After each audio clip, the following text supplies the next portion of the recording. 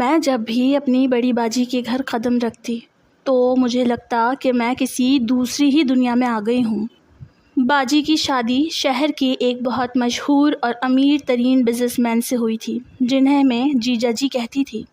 ان کا وہ عظیم الشان بنگلہ، جس کے گیٹ پر 24 گھنٹے سیکیورٹی گارڈ کھڑے رہتے تھے، اور وہ چمکتی ہوئی مہنگی گاڑیاں جو ہر وقت پورچ میں کھڑی رہتی تھیں، میری آنکھوں کو چندھیا دیتی تھی۔ میں جب بھی اس گھر کے سنگ مرمر کے چمکتے ہوئے فرش پر چلتی تھی تو مجھے اپنے مڈل کلاس گھر کے وہ اکھڑے ہوئے پینٹ اور پرانی دیواریں یاد آ جاتی، جہاں ہم ایک ایک پیسے کے لیے ترستے تھے۔ باجی کے پاس سونے کے اتنے قیمتی اور بھاری سیٹ تھے کہ وہ روزانہ بدل بدل کر پہنتی تھی، اور ان کی الماریاں مہنگے برانڈڈ کپڑوں سے بھری پڑی تھی۔ میں جب بھی باجی کے پاس بیٹھتی تو میرے دل میں ایک عجیب سی حسد اور جلن کی آگ سلگنے لگتی تھی۔ میں سوچتی تھی کہ خدا نے ہم دونوں کو ایک ہی ماں کے پیٹ سے پیدا کیا ہے، ہم دونوں کی شکلیں بھی ملتی جلتی ہیں، تو پھر باجی کی قسمت میں اتنی دولت اور میری قسمت میں یہ غریبی کیوں لکھی ہے؟ لیکن قسمت کے کھیل کو کون ہی جان سکتا ہے۔ باجی کی شادی بھی اچانک سے ہی اتنے بڑے خاندان میں ہوئی تھی۔ باجی کی شادی سے 2 مہینے پہلے کی بات تھی کہ میں اور میری سمیرہ باجی پچھلے 1 سال سے 1 روپیہ جوڑ رہے تھے۔ کبھی گھر کے سودے سلف میں سے پیسے بچائے تو کبھی اپنی پسند کی چپل نہ خرید کر وہ رقم ایک پرانے ڈبے میں جمع کی۔ ہمارا مقصد صرف ایک تھا کہ کسی دن کسی بڑے شاپنگ مال میں جا کر خریداری کر سکیں۔ جب وہ ڈبہ بھرا تو ہم دونوں نے فیصلہ کیا کہ آج شہر کے سب سے بڑے شاپنگ مال چلیں گے، جہاں کا نام سن کر ہی ہم جیسے غریبوں کے اوزان خطا ہو جاتے ہیں۔ مال کی چمک دمک نے ہماری آنکھوں کو خیرہ کر دیا تھا۔ ہم ڈرتے ڈرتے ایک مہنگے ترین اسٹور میں داخل ہوئے، جہاں کپڑوں کی قیمتیں ہمارے پورے گھر کے ماہانہ خرچ سے زیادہ تھیں۔ باجی نے ایک نظر ایک خوبصورت جوڑے پر ڈالی اور اس کی قیمت دیکھ کر ان کے ہاتھ ٹھنڈے پڑ گئے۔ ہم نے بڑی مشکل سے جو پیسے جمع کیے تھے ان سے صرف 1 آدھ چھوٹی چیز ہی خریدی جا سکتی تھی۔ ہم دکان کے کونے میں کھڑے اپنی حیثیت اور خوابوں کے بیچ جھول رہے تھے کہ اچانک سیل والی سائٹ پر نظر پڑی اور ایک ایسا جوڑا مل گیا جو ہم خرید سکتے تھے۔ باجی نے وہ جوڑا خریدا اور ہم واپسی کے لیے پلٹ گئے، لیکن سیل کی وجہ سے اس طرف رش بہت تھا، اور اسی دھکم پیل میں جب مڑی تو ایک درمیانی عمر کے نفیس اور ہینڈسم شخصیت والے آدمی سے بری طرح ٹکرا گئی۔ میرے ہاتھ سے وہ چھوٹا سا شاپنگ بیگ چھوٹ گیا جو ہم نے بڑی مشکل سے خریدا تھا۔ اندھے ہو کیا؟ میں نے غصے اور اپنی محرومی کے دکھ میں چیخ کر کہا۔ باجی بھی فوراً میرے دفاع میں آگے آ گئیں۔ وہ آدمی جس کا نام مرزا سکندر علی تھا ایک بہت بڑا بزنس مین تھا، مگر اس نے غصہ کرنے کے بجائے ایک طنزیہ مسکراہٹ دی۔ اس نے بڑی شائستگی سے جواب دیا، معذرت محترمہ، مگر سڑک اور مال دونوں پر چلنے کے کچھ آداب ہوتے ہیں۔ ہمارے درمیان تلخ جملوں کا تبادلہ ہوا، لیکن ان کی پرسکون شخصیت اور مہنگے سوٹ نے ہمیں خاموش کر دیا۔ ہم نے اپنا بیگ اٹھایا اور فوراً وہاں سے نکل گئیں۔ گھر پہنچ کر جب میں نے اپنا وہ چھوٹا سا بیگ کھولا تو میری چیخ نکل گئی۔ غلطی سے مال کے اس ہنگامے میں ہمارا بیگ اس آدمی کے بیگ سے تبدیل ہو گیا تھا۔ اس کے اندر قیمتی مردانہ پرفیومز تھے۔ یہ دیکھ کر میں اور باجی تو پریشان ہی ہو گئے تھے، کیونکہ یہ پرفیوم ہمارے کسی کام کے نہیں تھے، اور وہ جوڑا جو ہم نے خریدا تھا وہ اب اس آدمی کے پاس تھا۔ ہم دونوں بہنیں اپنی قسمت کو رو رہی تھیں کہ اسی شام مرزا صاحب خود ہمارے گھر کے دروازے پر کھڑے تھے۔ جب وہ ہماری کچی اور بوسیدہ گلی میں اپنی مہنگی گاڑی سے اترے تو پورا محلہ تماشا دیکھنے باہر نکل آیا۔ ہم تو خود انہیں دروازے پر دیکھ کر پریشان تھے کہ انہیں ہمارا گھر کیسے پتہ چل گیا، مگر انہوں نے ہماری بے وقوفی کو دیکھتے ہوئے مسکرا کر باجی کا کالج کا کارڈ ہمارے سامنے رکھ دیا، جس پر باجی کا ایڈریس بھی لکھا ہوا تھا۔ وہ کارڈ شاید نہ جانے کیسے باجی کے بیگ سے اس بیگ میں چلا گیا تھا۔ شاید پیسوں کا حساب کتاب کرتے باجی نے غلطی سے پرس کا کچھ سامان بھی بیگ میں ڈال دیا تھا۔ انہوں نے بڑی شرافت سے بیگ واپس کیا اور مسکرا کر کہنے لگے، میں صرف اس کارڈ کی وجہ سے واپس آیا ہوں، ورنہ مجھے ان پرفیومز کی اتنی خاص ضرورت نہیں تھی، لیکن میرا خیال ہے کہ یہ کارڈ شاید سمیرہ کے لیے بہت قیمتی ہے۔ یہ کہتے ہوئے انہوں نے سامان میری طرف بڑھایا تھا، مگر ان کی نظریں باجی کے چہرے پر تھیں۔ وہ پہلی نظر میں ہی باجی کی سادگی اور معصومیت کے اسیر ہو چکے تھے۔ اس دن تو وہ سامان دے کر لوٹ گئے تھے، لیکن مرزا صاحب نے چند ہی دنوں میں رشتہ بھیج دیا اور ہمارے والدین کی خوشی کا کوئی ٹھکانہ نہ رہا۔ شادی ایسی ہوئی جیسے کوئی شاہی تقریب ہو۔ مرزا صاحب نے پانی کی طرح دولت بہائی، جہیز، زیورات اور شادی کے انتظامات پر لاکھوں خرچ کیے۔ باجی جو کل تک ایک ایک روپیہ جوڑتی تھی، اب ایک وسیع و عریض بنگلے کی ملکہ بن چکی تھی۔ وہ بنگلہ جہاں گیٹ پر سیکیورٹی گارڈ پہرا دیتے تھے، ہمارے لیے کسی خواب سے کم نہ تھا۔ جب میں باجی کے گھر قدم رکھتی تو مجھے اپنے پرانے گھر کی وہ ٹوٹی ہوئی دیواریں اور پیسے بچانے کی وہ ذلت یاد آتی۔ باجی اب برانڈڈ کپڑوں میں لپٹی رہتی تھی اور ان کی الماریاں ہیرے جواہرات سے بھری ہوئی تھی، لیکن ان سب آسائشوں کو دیکھ کر میرے دل میں ایک عجیب سی آگ سلگنے لگی۔ میں سوچتی تھی کہ ہم دونوں کی شکلیں ملتی ہیں، پھر یہ عیاشی صرف باجی کے نصیب میں کیوں؟ مرزا صاحب مجھے بھی تو پسند کر سکتے تھے، میں بھی تو اس وقت باجی کے ساتھ تھی۔ نہ ہم دونوں بہنوں کی عمروں میں اتنا فرق تھا اور نہ ہی شکلوں میں۔ اسی حسد اور لالچ نے دھیرے دھیرے میرے معصوم دماغ میں ایک انتہائی خطرناک اور شیطانی منصوبہ ڈالنا شروع کر دیا۔ میں نے سوچا کہ اگر میں یوں ہی اپنے گھر بیٹھی رہی تو ساری زندگی ان چیزوں کو صرف ترستی ہی رہوں گی۔ مجھے خود کچھ کرنا ہوگا، مجھے اس دولت کا حصہ بننا ہوگا۔ یہ سوچ کر میں نے ایک دن باجی کو فون کیا اور اپنی آواز میں دنیا بھر کی اداسی بھر کر کہا، باجی میرا اس چھوٹے سے گھر میں بالکل دل نہیں لگتا۔ امی اور ابو بھی اپنے کاموں میں مصروف رہتے ہیں، دونوں بھائی باہر گھومتے پھرتے رہتے ہیں اور میں سارا دن اکیلی بور ہوتی رہتی ہوں۔ میرا بہت دل چاہ رہا ہے کہ میں کچھ دن آپ کے پاس آ کر رہوں اور آپ کے بچوں کے ساتھ وقت گزاروں۔ باجی تو دل کی بہت صاف تھی اور مجھ سے بے پناہ محبت کرتی تھی۔ انہوں نے جیسے ہی میری اداس آواز سنی تو فوراً کہنے لگی، شنو تم کیسی باتیں کر رہی ہو؟ یہ تمہارا اپنا گھر ہے، تم جب چاہو یہاں آ سکتی ہو۔ تم آج ہی اپنا سامان پیک کرو اور یہاں چلی آؤ، میں ڈرائیور کو بھیج کر تمہیں منگوا لیتی ہوں۔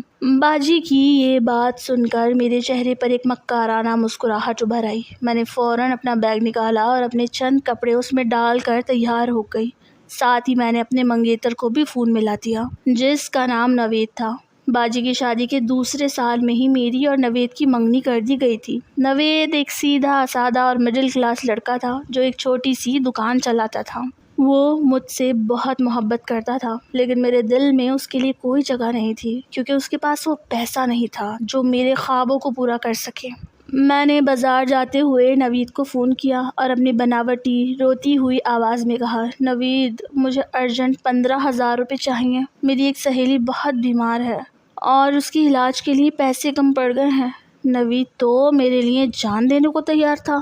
اس نے فوراً اپنی دکان کی کمائی سے ادھر ادھر کر کے مجھے پیسے ٹرانسفر کر دیے۔ میں نے وہ پیسے اپنے اکاؤنٹ میں رکھے اور دل میں سوچا کہ یہ مڈل کلاس لڑکے صرف میرے خرچے اٹھانے کے کام آئیں گے، میرے اصل خواب تو اس بڑے بنگلے سے جڑے ہیں۔ جب میں باجی کے بنگلے پر پہنچی تو وہاں کا ملازم میرا بیگ اٹھا کر مجھے اس کمرے میں لے گیا جو باجی نے خاص طور پر میرے لیے تیار کروایا تھا۔ وہ کمرہ بھی اتنا بڑا اور خوبصورت تھا کہ میرا اپنا پورا گھر اس ایک کمرے کے برابر تھا۔ میں نے وہاں بیٹھ کر پہلا فیصلہ یہ کیا کہ مجھے یہاں بہت معصوم بن کر رہنا ہوگا تاکہ کسی کو مجھ پر شک نہ ہو۔ میرا اصل مقصد باجی کی وہ خفیہ تجوری تھی جس کے بارے میں مجھے معلوم تھا کہ اس میں باجی کے لاکھوں روپے نقد اور خاندانی زیورات رکھے ہیں۔ میں نے بنگلے میں آنے کے بعد اپنا زیادہ تر وقت باجی کے کمرے میں گزارنا شروع کر دیا۔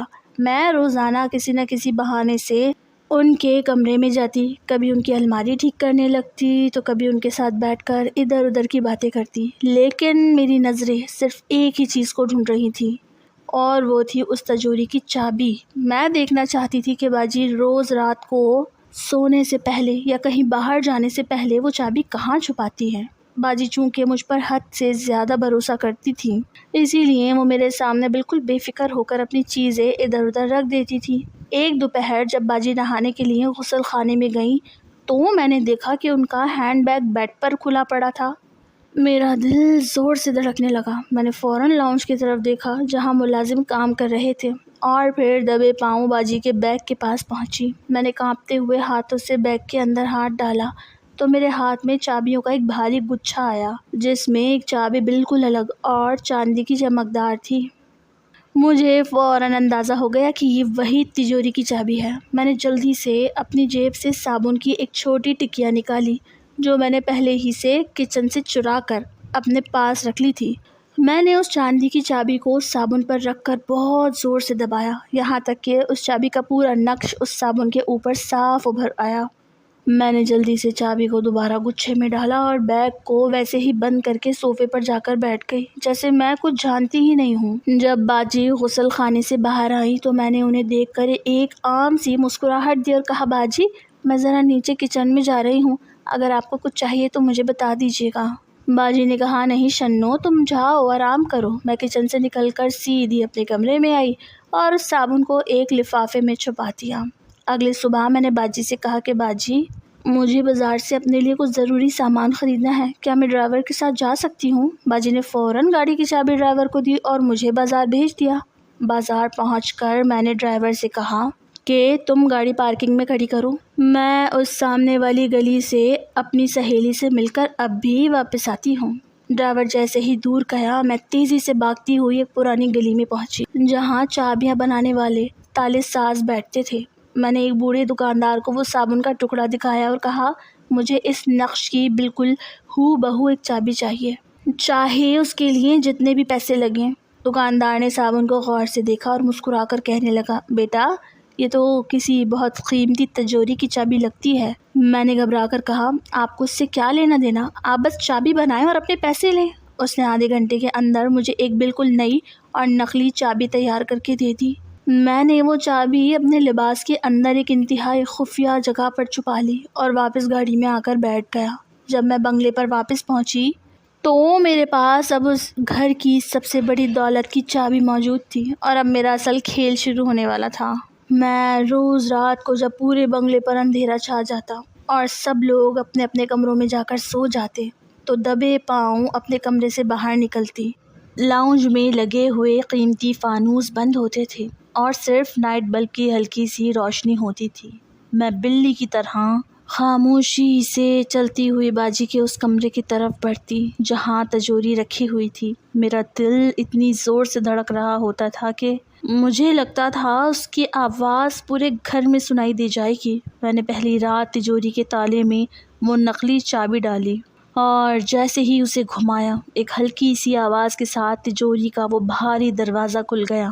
اندر کا منظر دیکھ کر میری رال ٹپک پڑی۔ وہاں سونے کے چمکتے ہوئے ہار، ہیرے کی انگوٹھیاں اور گڈیوں کی شکل میں لاکھوں روپے نقد رکھے ہوئے تھے۔ میں نے اپنے لالچ پر قابو پایا کیونکہ میں جانتی تھی کہ اگر میں نے ایک ہی بار میں زیادہ سامان غائب کیا تو فوراً ہنگامہ کھڑا ہو جائے گا۔ میں نے بہت ہی ہوشیاری سے سونے کا ایک چھوٹا سا کڑا اور چند ہزار روپے نکالے اور تجوری کو دوبارہ لاک کر کے اپنے کمرے میں واپس آ گئی۔ میں نے وہ چوری کا سامان اپنے بیگ کے نچلے حصے میں کپڑوں کے بیچ چھپا دیا۔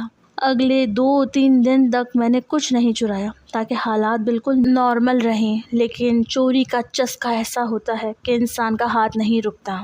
میں نے ہر 2 دن بعد تجوری سے کوئی نہ کوئی چھوٹی چیز غائب کرنا اپنا معمول بنا لیا تھا۔ کبھی باجی کے سونے کی بالیاں غائب ہو جاتی تو کبھی جیجا جی کے پرس سے کچھ رقم اڑ جاتی۔ مجھے لگ رہا تھا کہ میں دنیا کی سب سے کامیاب چور بن چکی ہوں اور کسی کو کانوں کان بھنک بھی نہیں ہو رہی۔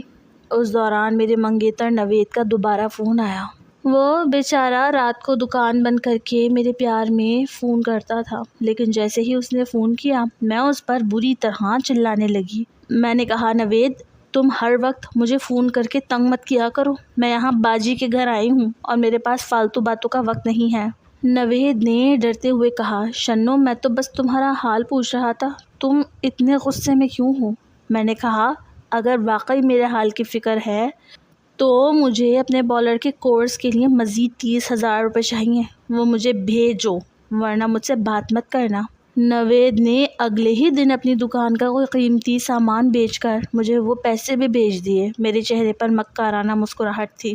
میں نے سوچا کہ ایک طرف نوید میرے خرچے اٹھا رہا ہے اور دوسری طرف میں باجی کی تجوری خالی کر رہی ہوں، لیکن اگلی صبح جب میں لاؤنج میں بیٹھی ہوئی تھی تو اچانک باجی کے کمرے سے ایک زوردار چیخ سنائی دی۔ باجی روتی ہوئی باہر آئیں اور انہوں نے پورے گھر کے ملازموں کو اکٹھا کر لیا۔ وہ چلا کر کہہ رہی تھی کہ میرا سونے کا قیمتی کڑا الماری سے غائب ہے اور پچھلے چند دنوں سے میری بہت سی چھوٹی چھوٹی چیزیں بھی نہیں مل رہی تھیں۔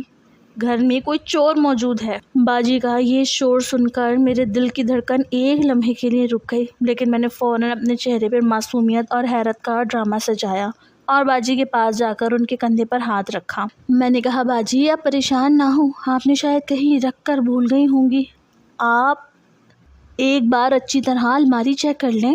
باجی نے روتے ہوئے کہا، نہیں شنو، میں کوئی پاگل نہیں ہوں، میں نے وہ کڑا اسی دراز میں رکھا تھا اور اب وہ وہاں نہیں ہے۔ اس گھر میں پچھلے 10 سال سے 2 ملازمائیں کام کر رہی ہیں جن پر میں نے ہمیشہ اپنی سگی بہنوں کی طرح بھروسہ کیا، لیکن اب مجھے پکا یقین ہے کہ یہ چوری ان دونوں میں سے کسی نے کی ہے۔ ملازمائیں فوراً گھٹنوں کے بھل بیٹھ گئیں اور رو رو کر قسمیں کھانے لگیں کہ بی بی جی، ہم نے کبھی اس گھر کے نمک کے ساتھ غداری نہیں کی، ہم چور نہیں ہیں۔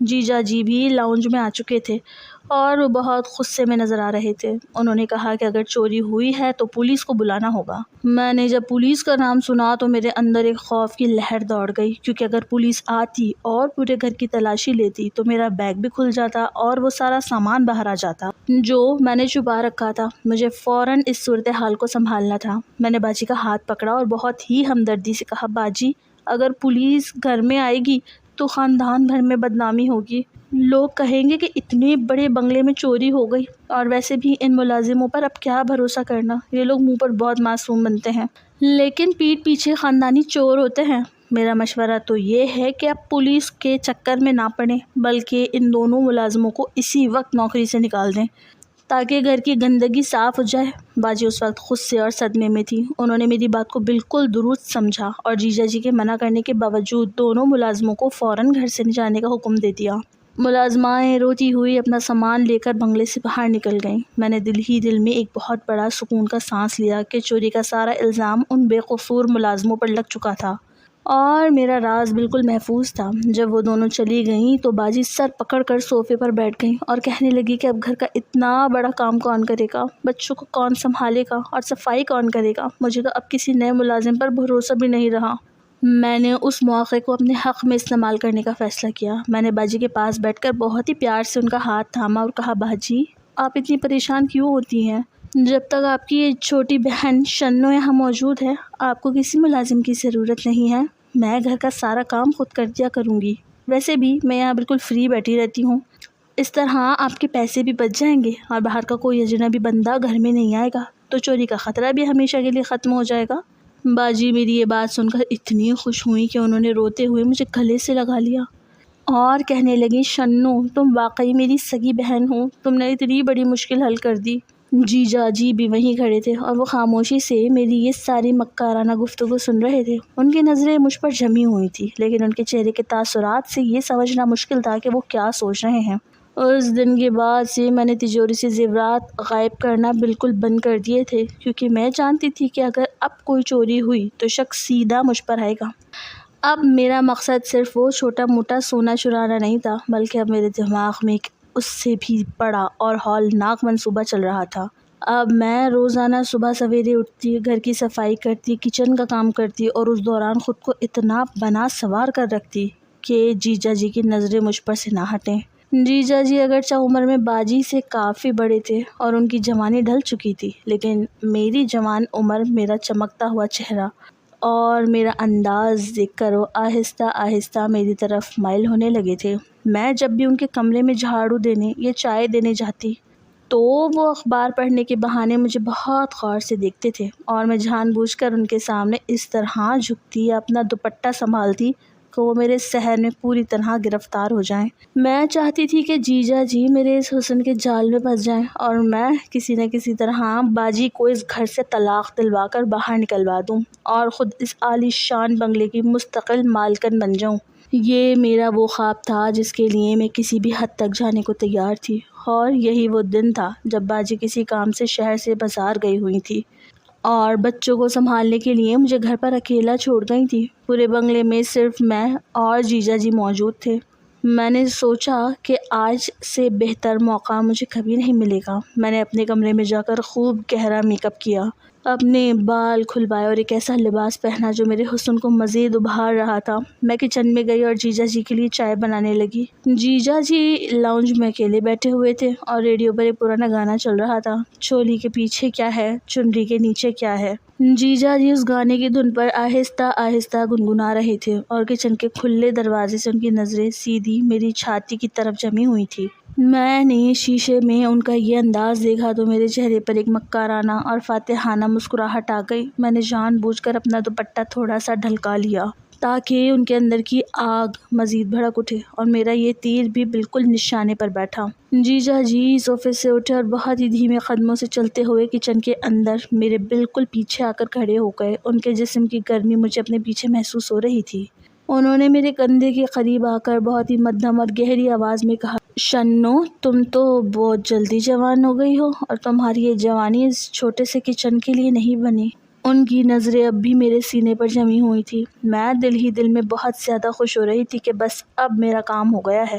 جیجا جی مجھ پر پوری طرح فدا ہو چکے ہیں۔ اب میں انہیں اپنی انگلیوں پر نچاؤں گی اور اس گھر کی مالکن بن جاؤں گی۔ میں نے ایک دلکش مسکراہٹ کے ساتھ چائے کا گرم کپ اٹھایا اور ان کی طرف بڑھایا، لیکن انہوں نے وہ کپ تھامنے کے بجائے میرے دونوں ہاتھ بہت مضبوطی سے پکڑ لیے اور اس سے پہلے کہ میں کچھ سمجھ پاتی انہوں نے اپنا دوسرا ہاتھ بہت تیزی سے میرے لباس کے اندر ڈال دیا۔ میں نے سوچا کہ وہ میرے حسن کے دیوانے ہو کر مجھ پر قابو پا رہے ہیں، لیکن اگلے ہی سیکنڈ میرے پورے جسم کا خون جیسے سفید ہو گیا اور میرے ہوش اڑ گئے جب جیجا جی نے میرے سینے کے اندر چھپائی ہوئی وہ تجوری کی نقلی چابی ایک زوردار جھٹکے سے باہر نکالی اور میرے سامنے لہراتے ہوئے طنز سے مسکرانے لگے۔ وہ چاندی کی چمکتی ہوئی چابی اب میرے سینے کے اوپر جیجا جی کے ہاتھ میں تھی۔ میرا دم گھٹ رہا تھا اور میرا سارا جسم پسینے سے شرابور تھا۔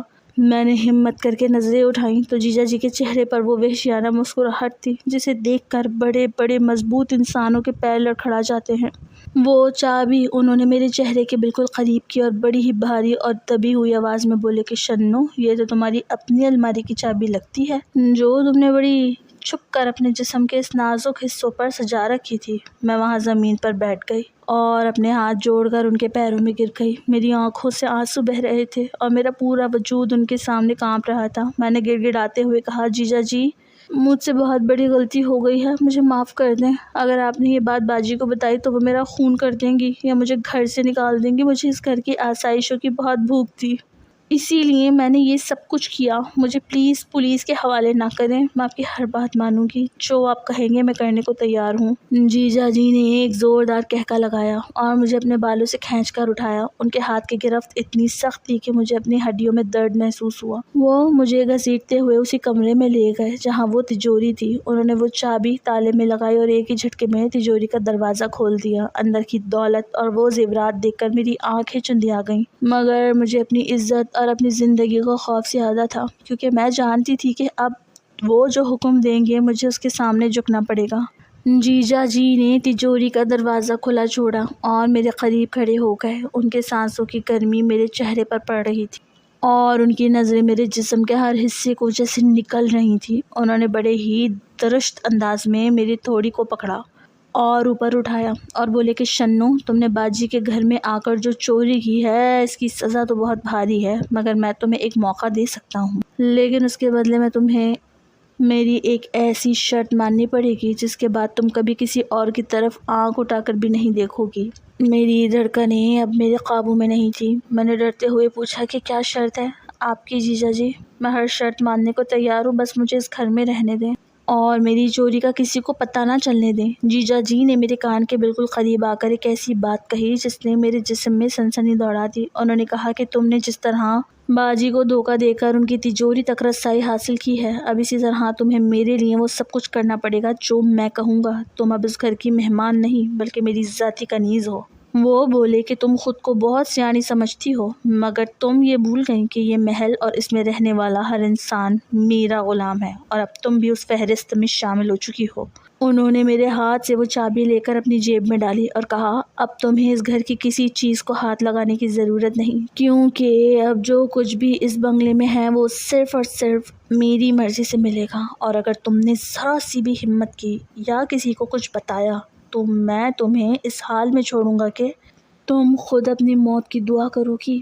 میں نے سنا تو میرا پورا جسم سن ہو گیا۔ جیجا جی نے میرا ہاتھ پکڑ کر مجھے اپنے سینے سے لگا لیا اور ان کے ہاتھ میری کمر پر پھرنے لگے۔ وہ بڑے ہی ظالمانہ انداز میں بولے کہ اب تمہاری ہر صبح اور ہر شام میرے اشاروں پر گزرے گی، اور اگر تم نے مجھے دھوکہ دینے کی کوشش کی تو میں تمہیں وہ سبق سکھاؤں گا کہ تمہاری نسلیں یاد رکھیں گی۔ میں نے روتے ہوئے سر ہلایا، کیونکہ میرے پاس اس کے سوا کوئی چارہ نہیں تھا کہ میں اس بھیڑیے کے سامنے سر تسلیم خم کر دوں۔ میں نے کبھی سوچا بھی نہیں تھا کہ یہ امیر اور باوقار شخص جسے پوری دنیا عزت کی نگاہ سے دیکھتی ہے، وہ اندر سے اتنا خطرناک اور شفاف ہوگا۔ اس نے مجھے تجوری سے تھوڑی دور کھڑا کیا اور اپنی کرسی پر بیٹھ کر ایک سگار سلگھا لیا۔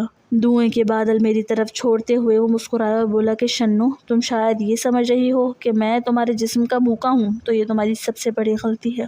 مجھے تمہارے جسم سے کوئی دلچسپی نہیں ہے، کیونکہ میرے پاس اس گھر میں ہر قسم کی آسائش موجود ہے۔ مجھے دلچسپی ہے تو تمہارے اس مکار دماغ سے ہے جو ہر وقت سازشیں بنتا رہتا ہے۔ میں نے حیرانی سے اسے دیکھا تو وہ مزید بولا کہ تم نے باجی کی تجوری سے جو کچھ چرایا ہے وہ میرے لیے کوئی بڑی بات نہیں ہے، کیونکہ یہ سب دولت تو میری محنت کی کمائی ہے، مگر میں نے تمہیں ایک بار بھی نہیں روکا۔ جب تم تجوری کا لاک توڑ رہی تھی میں ہر رات تمہاری ہر حرکت کو خفیہ کیمروں سے دیکھتا رہا ہوں، اور تمہاری ہر ایک ادا میرے لیے کسی سستے ڈرامے سے کم نہیں تھی۔ میں نے تمہیں اسی لیے نہیں پکڑا کہ میں یہ دیکھنا چاہتا تھا کہ تم کس حد تک گر سکتی ہو، اور یہ ثابت ہو گیا کہ تم صرف اپنی دولت کی پیاسی ہو اور اسی کے لیے کچھ بھی کر سکتی ہو۔ اب میری شرط یہ ہے کہ تم اس گھر میں رہتے ہوئے میری جاسوس بنو گی۔ باجی تمہاری بہن ہے اور تم اس کے ساتھ رہتی ہو، لیکن اب سے تمہاری وفاداری صرف میرے ساتھ ہوگی۔ تمہارا کام یہ ہے کہ تم باجی کے موبائل کے میسیجز سے لے کر ان کی ہر چھوٹی بڑی بات تک مجھے رپورٹ کرو گی کہ وہ دن بھر کیا کرتی ہیں اور کن لوگوں سے رابطہ رکھتی ہیں، وہ کن سے فون پر بات کر کے ہنستی ہیں اور کب وہ اداس ہوتی ہیں۔ مجھے ہر لمحے کی خبر چاہیے، اور اگر تم نے ذرا سی بھی وفاداری بدلی یا باجی کو اس بات کے کانوں کان علم ہونے دیا تو میں وہ چوری کا سارا الزام تمہارے سر پر ڈال کر تمہیں ایسی جیل میں پہنچاؤں گا جہاں سے تمہاری لاش بھی باہر نہیں نکل سکے گی۔ پہلے تمہاری بہن مجھے دھوکہ دے رہی تھی اور اب تم نے میرے ہی گھر میں چوری کی ہے، اسی لیے سزا تو تم دونوں کو ہی ملنی ہے۔ یہ سن کر میرے پیروں تلے سے زمین نکل گئی۔ مجھے اپنی عزت کا تو پہلے ہی کوئی خیال نہیں تھا، مگر اب میں اپنی آزادی بھی اس شخص کے ہاتھوں گروی رکھ چکی تھی۔ میں نے روتے ہوئے کہا کہ جیجا جی، میں باجی کے ساتھ یہ دھوکہ کیسے کر سکتی ہوں؟ وہ تو مجھے اپنی جان سے زیادہ مانتی ہیں اور مجھ پر کتنا بھروسہ کرتی ہیں۔ اس نے ایک سرد قہقہ لگایا اور بولا کہ بھروسہ اور محبت اس بنگلے کی دیواروں کے باہر چھوڑ کر آئی ہو۔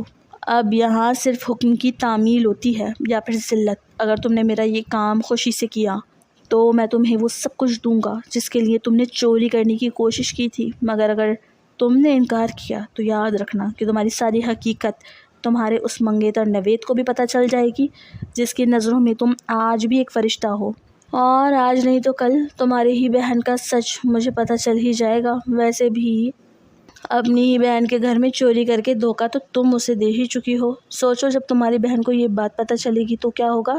میں اس کی بات سن کر سکتے میں آ گئی۔ جیجا جی نے میرے خوف کو محسوس کر لیا اور ایک اور وار کرتے ہوئے بولے کہ انتخاب تمہارا ہے، یا تو نوید کو یہ سب پتہ چل جائے کہ تم یہاں کیا کھیل کھیل رہی ہو، یا پھر میری بات مانو اور اس گھر کی ملکہ کی طرح رہو۔ میں نے کانپتے ہوئے سر ہلا دیا، کیونکہ میرے پاس کوئی اور راستہ نہیں بچا تھا۔ میں جانتی تھی کہ یہ شخص کسی بھی حد تک جا سکتا ہے، اور اگر میں نے اس کا حکم نہ مانا تو میری پوری زندگی برباد ہو جائے گی۔ اگلے چند دنوں تک میری زندگی ایک اذیت بن گئی۔ میں دن بھر باجی کے سامنے بہت معصوم اور سادہ بن کر رہتی اور ان کے بچوں کو سنبھالتی، لیکن رات ہوتے ہی میرا دل دھڑکنا شروع ہو جاتا۔ جیجا جی جب بھی مجھے کسی بہانے سے اپنے اسٹڈی روم میں بلاتے تو وہ مجھے گھر کے ہر کونے کی جاسوسی کرنے کا حکم دیتے۔ میں اب ایک ایسی کٹ پتلی بن چکی تھی جس کی ڈوریاں اس کے ہاتھوں میں تھیں۔ میں نے اپنا دماغ چلایا اور باجی کے ذہن میں آہستہ آہستہ یہ زہر گھولنے لگی کہ مرزا صاحب کا کسی دوسری عورت سے چکر چل رہا ہے۔ باجی جو پہلے ہی اپنے بچوں اور گھر میں مصروف تھیں اب وہ ذہنی طور پر ٹوٹنے لگی۔ میں نے موقع دیکھ کر ان کے فون سے کچھ ایسی پرانی تصاویر اور میسیجز نکال لیے جو غلط فہمی پیدا کرنے کے لیے کافی تھے۔ میں نے وہ سب مرزا صاحب کو دکھائے اور انہوں نے اپنی ہی بیوی کو شک کے دائرے میں لا کھڑا کیا۔ جب میں مرزا صاحب کے ہاتھوں کٹ پتلی بن ہی چکی تھی تو کیوں نہ میں ان کی دولت پر بھی پوری طرح ہاتھ صاف کرتی۔ یہی سوچ کر میں نے اپنی بہن کا گھر تباہ کرنا شروع کر دیا۔ میں ایک بہت ہی گھناؤنا کھیل کھیل رہی تھی جو میں اور جیجا جی مل کر کھیل رہے تھے، اور اس میں سب سے زیادہ نقصان باجی کا ہو رہا تھا، جو بیچاری اپنی ہی بہن اور شوہر کی سازشوں سے بے خبر تھی۔ ایک دن باجی نے مجھ سے پوچھا کہ شنو، تم اتنی خاموش کیوں رہتی ہو اور تم اکثر جیجا جی کے کمرے میں کیوں جاتی ہو؟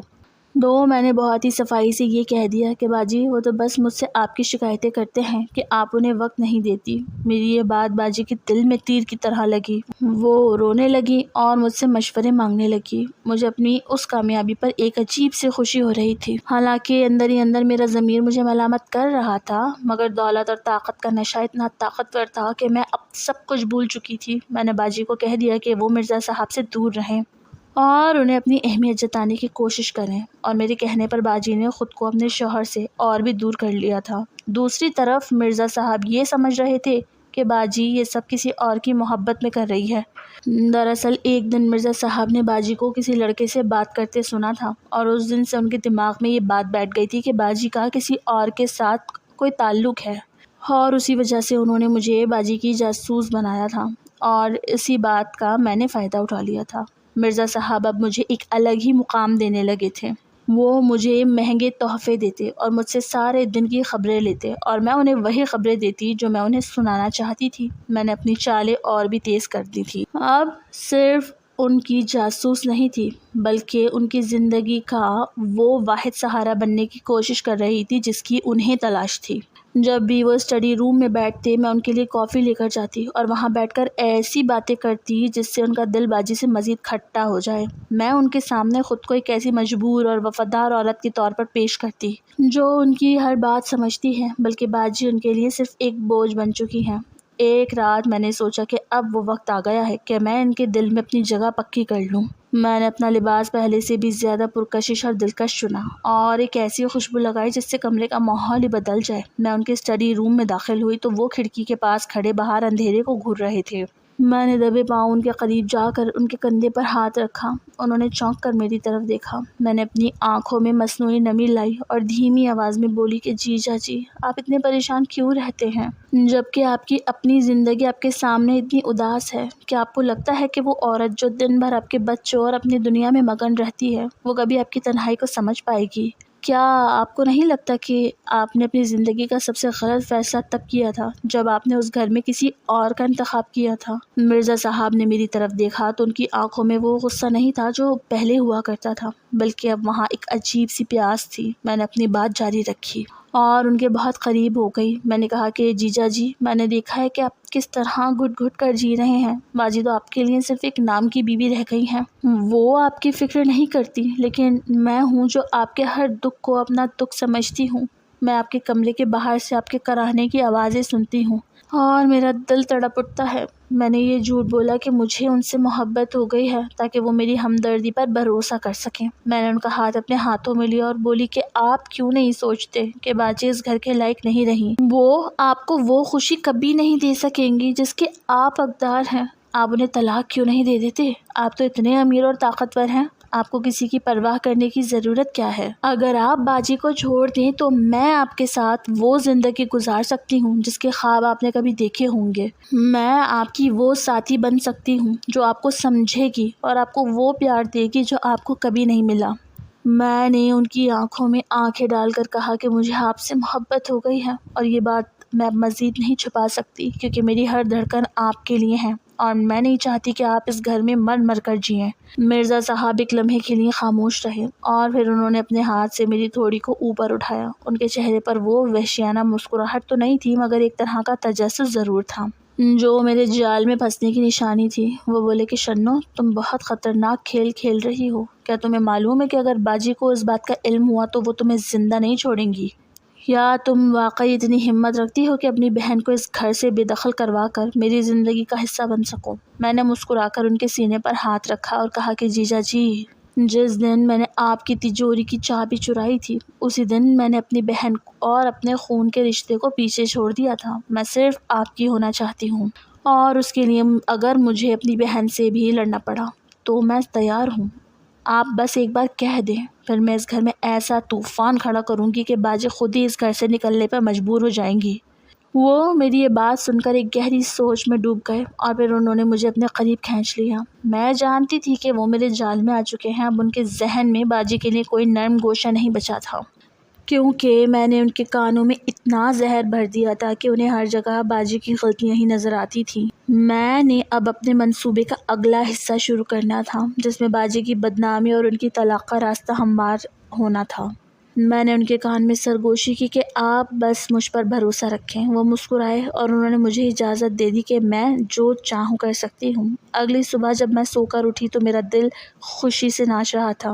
میں نے آئینے میں خود کو دیکھا اور مسکراتے ہوئے کہا کہ شنو، آج سے یہ بنگلہ، یہ تجوری اور یہ عیش و عشرت تمہاری ہے۔ میں نے جلدی سے اپنا منہ دھویا اور سیدھی باجی کے کمرے میں چلی گئی۔ باجی اس وقت شیشے کے سامنے کھڑی بال بنا رہی تھی۔ میں نے جا کر دروازہ بند کر دیا اور بہت ہی روتی ہوئی شکل بنا کر ان کے بیڈ پر گر گئی۔ میری سسکیوں کی آواز سن کر باجی فوراً میرے پاس آئیں اور پریشانی سے پوچھنے لگی کہ کیا ہوا شنو، تم رو کیوں رہی ہو؟ کسی نے کچھ کہا ہے کیا؟ میں نے گہری سانس لی اور اپنی آنکھوں میں جھوٹے آنسو بہتے ہوئے کہا، باجی مجھے معاف کر دے، میں آپ کو منہ دکھانے کے لائق نہیں رہی۔ باجی حیرانی سے مجھے دیکھنے لگی اور بولی کہ پاگل ہو گئی ہو کیا؟ ہوا کیا ہے؟ مجھے صاف صاف بتاؤ۔ میں نے روتے ہوئے کہا کہ باجی کل رات جب آپ گہری نیند سو رہی تھی تو جیجا جی نے میرے ساتھ وہ سب کچھ کیا جو کوئی سوچ بھی نہیں سکتا۔ انہوں نے میرے ساتھ رات گزاری ہے باجی، اور وہ کہہ رہے تھے کہ اب آپ ان کے لیے کچھ بھی نہیں ہیں اور اب وہ آپ کو طلاق دینا چاہتے ہیں۔ میں نے اپنی طرف سے پوری کوشش کی کہ میں اس بات کو سچ ثابت کر دوں تاکہ باجی غصے اور صدمے میں آ کر فوراً یہ گھر چھوڑ دیں۔